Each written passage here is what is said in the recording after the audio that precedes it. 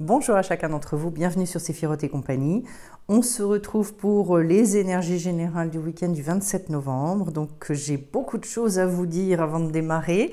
Ayant constaté les difficultés rencontrées pour beaucoup d'entre vous sur octobre-novembre, notamment autour des énergies lunaires, j'ai donc lancé une série soins énergétiques de groupe qui auront lieu donc 2 fois dans le mois, toujours autour des lunes, le plus proche. Mais bon, voilà, ça aura lieu donc un jeudi sur 2 le soir à 19h15 pendant 1 heure pour pouvoir gérer au mieux et profiter surtout des énergies.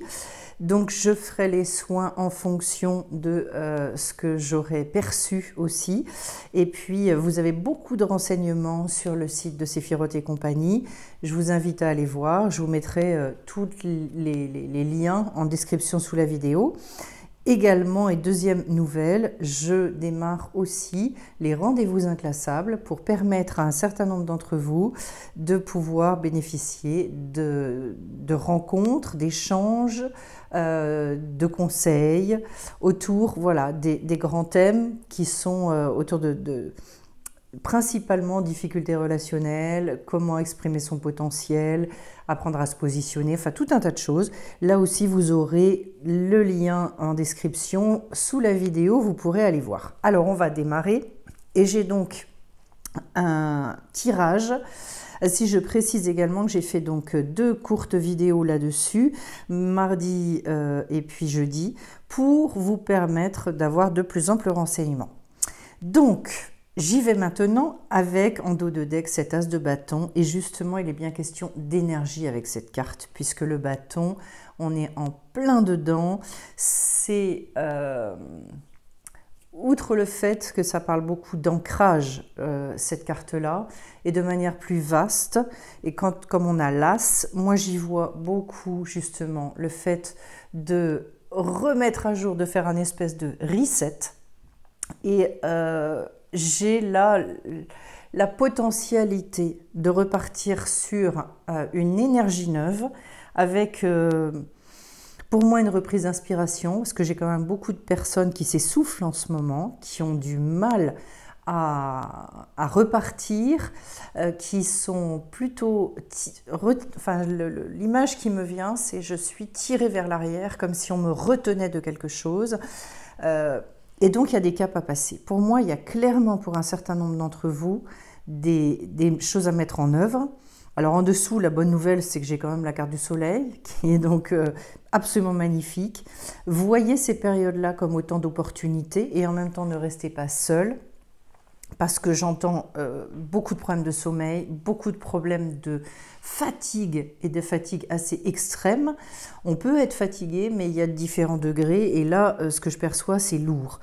Donc, on va développer et je commence avec cette impératrice. C'est quand même celle qui représente beaucoup la communication. Donc, le fait d'exprimer, le fait de sortir, il est primordial puisque en fait ce qui va générer le blocage, la plupart du temps ce sont des messages, des informations qui n'ont pas été sorties et donc on conserve des informations dans le corps qui créent des nœuds, qui empêchent la libre circulation énergétique. Et ça crée à la fois des douleurs dans le corps, ça crée des maladies, etc. C'est à l'origine de tout. Donc déjà, exprimer, sortir. Il y a un travail aussi sur la respiration qu'on peut faire. Il y a beaucoup de choses. On aura l'occasion d'ailleurs d'en parler durant donc, ces rencontres de soins. Et donc, cette impératrice, elle a ce côté très fort au niveau de la parole, c'est ce qui va l'identifier, c'est ce qui va la distinguer de l'autre. Elle a une parole unique qui lui appartient en propre et puis elle est énormément capable d'exprimer ses besoins, ses envies et également de recevoir. Alors, j'ai envie de le dire, ça me vient, je suis en train de canaliser ça aussi, parce que j'ai un certain nombre de personnes, et notamment chez les inclassables, qui ont une très forte volonté et qui pensent qu'on peut toujours tout faire tout seul et s'en sortir tout seul. Alors il y a 2 phénomènes. Je pense qu'il y a un phénomène de grande déception parce qu'il y a des gens qui ont entrepris un certain nombre de démarches et puis les résultats n'ont pas été à la hauteur et il y en a qui sont vraiment fatigués de, je dirais presque d'espérer. Et j'ai ce type de retour aussi quand on vient me voir. Et puis l'autre chose, c'est également le fait de se dire, avec un mental un petit peu surpuissant, à partir du moment où je comprends, de toute façon, je vais pouvoir régler les choses. Ça n'est pas comme ça que ça marche, d'autant plus qu'en termes d'énergie, la compréhension ne règle pas le problème. Voilà. Alors derrière, j'ai la carte de la Maison Dieu, et donc une bonne chose, parce que ce dont il est question, c'est j'expérimente quelque chose, parce que c'est vraiment l'expérimentation qui va faire sortir de l'enfermement. Donc ça corrobore ce que je viens de vous dire, qui est besoin de mettre en œuvre certaines choses de manière extrêmement concrète, de s'atteler à la tâche pour pouvoir, à un moment donné, avoir cette espèce d'illumination. Et ça aussi, j'ai eu d'ailleurs cette semaine un très très beau témoignage d'une personne qui a mis en œuvre et derrière, son champ de conscience s'est complètement ouvert, elle a une appréhension différente au monde, elle ne regarde plus les choses de la même manière au point où elle me dit c'est comme s'il y avait eu, je sais pas, je vois les choses complètement différemment autour de moi, dans mon décor, dans mon logement, etc. Mais il y a quelque chose qui a cédé, il y a un barrage qui a cédé, et donc, oui, une sortie d'enfermement incroyable. Le résultat, c'est qu'effectivement, ça crée une espèce de... Quand on vit ces choses-là, après, il faut que la vibration, elle s'installe posément, doucement, à la fois dans le corps, dans le monde émotionnel, dans le monde psychique et dans le monde spirituel. Donc c'est tout un process, il y a des étapes et donc je pense avec cette carte qu'en fait c'est comme si on vous disait en ce moment ce qu'on vous demande c'est d'appréhender les choses de manière très différente. Il y a une idée de joie et de jubilation dans cette carte. Pourquoi? Parce que quand on arrive à sortir d'un enfermement, on retrouve justement cette appréhension des choses. D'un seul coup, on sort des idées qu'on avait dans la tête et qu'est-ce que ça fait du bien. Et derrière, j'ai le 4 de coupe qui est une carte justement où il est question de sortir d'une forme d'apathie. Il est bien question de dépasser nos blocages d'énergie pour arriver à reprendre finalement sa vie en main, je dirais, quelque part. Parce qu'en fait, il y a beaucoup de personnes aussi qui sont dans une situation où elles ont la sensation de subir, ce qui est extrêmement désagréable, ça, on en convient bien. Donc vous voyez, c'est comme si on commençait par nous dire voilà les solutions qui s'offrent à vous, et puis de l'autre côté, voilà ce que vous dépassez. Et là, il y a le retour à une forme de tranquillité d'esprit, à retrouver un confort de vie. Pour moi, c'est retrouver une stabilité aussi au niveau émotionnel. C'est ça qu'on vous dit.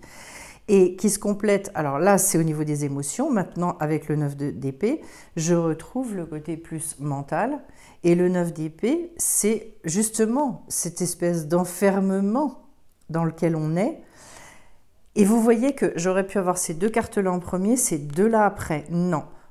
Ce qu'on nous dit là, c'est parce que vous allez expérimenter, c'est parce qu'il va se passer des choses que vous allez dire, que vous allez accepter de recevoir, éventuellement de vous faire épauler, que vous allez pouvoir dépasser ces deux cartes.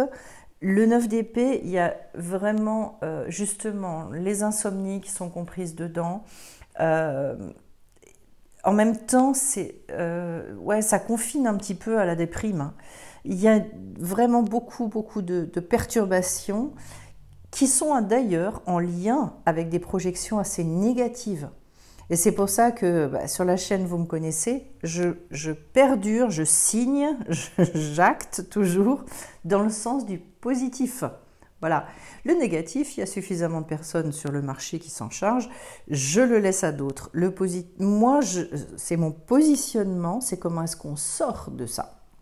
Et il y a des possibilités de le faire. Donc là, sortir des insomnies pour arriver à une nouvelle compréhension et à un lâcher-prise. Mais clairement, et c'est vraiment dans le mental que ça se joue, parce que j'ai beaucoup de personnes qui me parlent comme si tout était une fatalité. On me parle des lunes, par exemple, en disant, de toute façon, j'ai toujours vécu les lunes comme ça, et comme si, de toute façon, vivre les lunes de cette manière, c'était normal. Alors moi, je vais peut-être vous étonner, mais je les ai vécues complètement différemment. Voilà. Je ne vis pas ça du tout de la manière dont on me le témoigne en ce moment. Parce que justement, il y a eu un travail en amont, parce que ça ne veut pas dire que de temps en temps, je ne vis pas des perturbations, mais je n'associe pas à la Lune une espèce de fatalité où je m'enferme dans de toute façon, ça va être compliqué, etc. Ce que je veux vous dire par là, c'est si on le vit de cette manière, c'est donc qu'il y a quelque chose à faire. Et il n'y a pas besoin il faut surtout pas se dire c'est un mauvais moment à passer. J'allais dire, c'est comme pour les règles pour les femmes. Il y a tout un tas de jeunes femmes qui pensent que de toute façon, c'est une fatalité de vivre avec les douleurs. Et bien moi, je dis non. Voilà, il y a plein de choses à faire. Et là-dessus, pour avoir déjà agi, je peux vous dire que c'est extrêmement efficace et que... Et avec des gens qui étaient pliés en deux et qui ne pouvaient plus rien faire. Donc voilà. Et bien les lunes, c'est pareil. Alors je continue maintenant et je commence avec le 5 de Pentacle. Et bien on est bien dans le lâcher prise, on est bien dans le fait d'accepter de laisser derrière soi. Et moi ce que je vois sur cette carte-là, dans les circonstances du tirage, c'est justement tout un tas de fausses croyances auxquelles on est attaché. Est-ce que oui ou non, on veut continuer à vivre avec certaines choses que l'on pense? Et en fait, si vous observez, vous allez vous apercevoir qu'on est bourré de fausses croyances. Pourquoi? Parce qu'on est dans une société où la religion, c'est la religion de la science. Et que la science, elle a fait des progrès inouïs. Elle dit des choses extrêmement intéressantes, heureusement qu'elle est là. Mais elle dit aussi des grosses bêtises. Il y a des choses... Elle n'a pas une vision complète, elle ne détient pas la connaissance totale de ce qui se passe, et notamment elle ne prend pas en considération le phénomène spirituel, et donc elle passe à côté de beaucoup de choses. Et ce que j'ai envie de vous dire, c'est pourquoi je parle de ça, parce que pour moi, il y a vraiment besoin d'aller regarder au-delà. Il y a toujours eu des périodes de l'histoire où il y a des gens, dans toutes les circonstances, ils s'en tirent, ils s'en sortent même bien. Mais ce sont souvent des libres penseurs, ce sont souvent des personnes qui ne se sont pas enfermées dans un système de pensée et qui, eux, ont gardé cette espèce de liberté intérieure. Donc pour moi, il y a des choses à lâcher, il y a des choses auxquelles il faut renoncer dans nos modes de fonctionnement, peut-être également dans de quoi je me nourris, parce que, je le redis, les informations sont à l'origine, les informations coincées et négatives sont à l'origine de nos blocages, etc. Donc, et même au niveau énergétique. Et c'est ça qui crée toute cette douleur et cette souffrance intérieure. Donc oui, dépasser une inquiétude, très clairement. Et j'ai deux après, ce qui m'intéresse, 2 de coupe, 2 d'épée. Vous voyez qu'on retrouve, ici j'avais de la coupe et de l'épée, et là je retrouve dans cette deuxième ligne la même histoire, en sachant que le pentacle, c'est aussi dans la matière, c'est-à-dire qu'il y a des choses à acter de toute façon pour passer à une autre forme de stabilité. Là, avec ce 2, il est question d'unir. Mais d'unir, c'est la carte de la rencontre, et pour moi, c'est ici l'interprétation, c'est vraiment... réconcilier, mais c'est tout ce qui va relier littéralement. Alors, on le sait, dans la tradition hébraïque, il est bien dit que tout ce qui est séparation crée la malédiction et tout ce qui est union crée la bénédiction. Le résultat, c'est que dans votre vie, vous pouvez identifier très clairement là où vous êtes dans la séparation, là où vous êtes dans l'opposition constante, où est-ce que j'ai des croyances, où je me dis c'est ça ou ça, et où je n'arrive pas à dépasser ce côté duel, parce qu'en fait, c'est là qu'on a le plus gros travail à faire dans nos vies. Ce 2, il est au cœur du tirage, c'est-à-dire, mais réunissez, réconciliez, et le premier endroit où on doit le faire, c'est en nous. Plus on fait un déjà avec soi-même, et plus on va réussir à faire un avec la vie et un avec l'autre.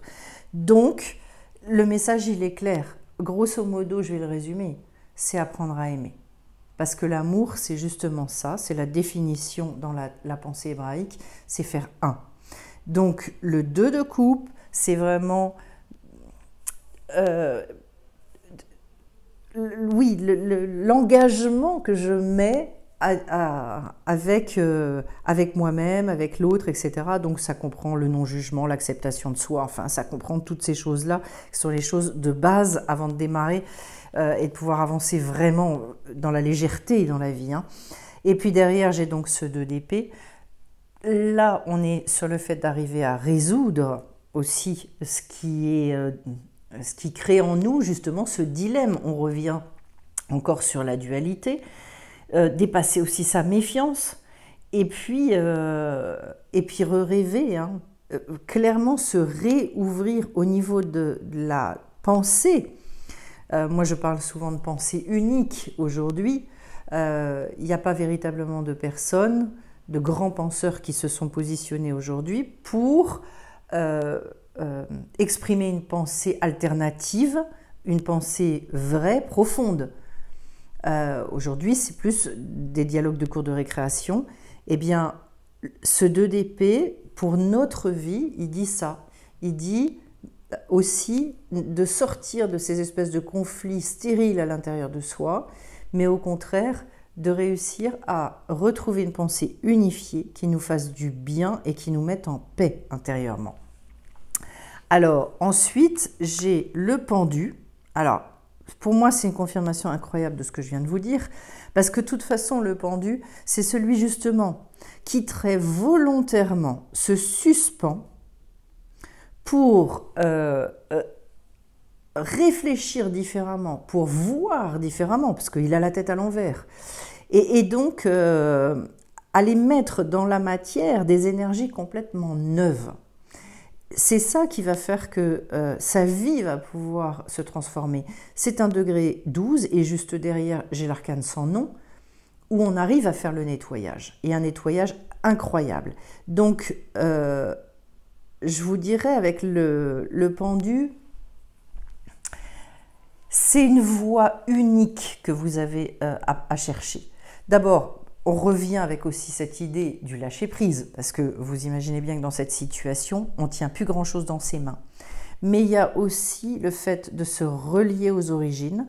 Alors, pour moi, c'est une carte qui ne peut que me parler, puisque l'homme dans la Kabbale est comparé à un arbre à l'envers. Donc, avec ses racines dans le ciel, et puis tout ce qu'il a à mettre dans la matière. Et donc, il y a cette connotation-là, on est en plein chemin d'initiation pour que l'être réussisse à se retourner littéralement, et donc à aller féconder la matière, mais la féconder cette fois-ci avec un chemin extrêmement personnel, sans copier, sans rechercher, d'être validé à l'extérieur. Et c'est pour ça aussi que les rencontres que je fais, les rendez-vous inclassables que je mets en place, c'est pour montrer que des gens qui réfléchissent, il y en a. La seule chose, c'est que ce ne sont pas ceux à qui on donne la parole, et je pense qu'il y a besoin aujourd'hui que toutes ces personnes qui ne connaissent pas la richesse qu'elles portent en elles, qui ne connaissent pas leurs valeurs, réussissent à comprendre de quel bois elles se chauffent, entre guillemets. Et ça nous mène au 6 de coupe, que je trouve une carte magnifique. C'est la carte de l'harmonie, c'est la carte où on arrive à justement montrer sa beauté intérieure et à le partager. C'est la carte, mais par essence du donner-recevoir. Alors quand on s'inscrit dans ce donner-recevoir, la vie, elle prend un tout autre visage et on arrête de penser que l'autre est un ennemi, que l'autre, il faut s'en méfier, que la vie est dure, que, etc., etc. Là, c'est un rééquilibrage et moi je suis ravie parce que cette fois-ci, l'épée a disparu et je vais vers la coupe. Alléluia. Et là, on est dans la générosité pure, on est dans vraiment une forme de plénitude qui est vécue au niveau du monde émotionnel et je pense qu'on en a bien, bien besoin. Et je finis donc avec le roi de bâton. Pour moi, devenir roi ou reine de son royaume, c'est primordial parce que c'est comme ça qu'on se fait respecter. C'est aussi comme ça que finalement on arrive à trouver sa place dans la vie et puis à avancer avec à la fois une espèce de passion intérieure qui fait qu'on est capable d'assumer la conquête cette fois-ci. On n'a pas besoin de se mettre en retrait et d'être dans cette espèce de quant à soi, parce que tellement on a peur. Non, non, au contraire, on part et on va vers l'extérieur et on a besoin de cet extérieur. On a besoin de cette confrontation pour devenir, pour partager, parce qu'on est quand même là, c'est tout le bonheur aussi ici sur cette terre, et donc et de profiter de la vie dans ce partage-là. L'autre chose, c'est que c'est l'action qui va définir les choses. Et je pense qu'aujourd'hui, on réfléchit trop, on n'agit pas assez. Le résultat, surtout pour les inclassables, qui ont tellement besoin de se rassurer, tellement besoin d'avoir des confirmations, est-ce que je suis bien, est-ce que si, est-ce que ça, est-ce que j'ai bien fait, est-ce que j'aurais pas pu faire mieux, etc., que ça les bloque dans le processus de l'action et que c'est très malheureux parce que ce sont principalement aujourd'hui les gens qui vont devoir se positionner le plus dans le monde pour contrebalancer tout ce qui est en train d'arriver. Donc du coup, là, j'ai besoin de personnes qui reprennent cette couronne, enfin qui arrivent à prendre conscience de leur royauté et entre nous de leur divinité.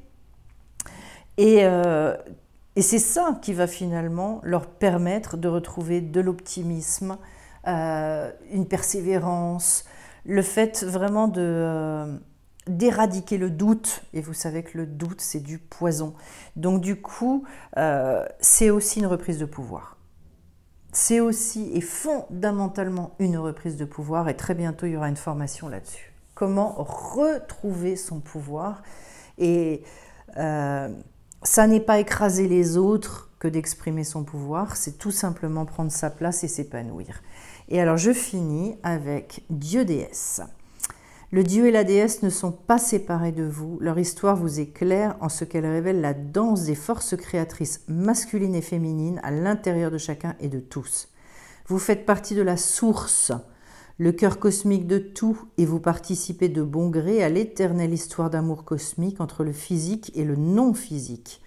Le dieu et la déesse, la matière et l'esprit.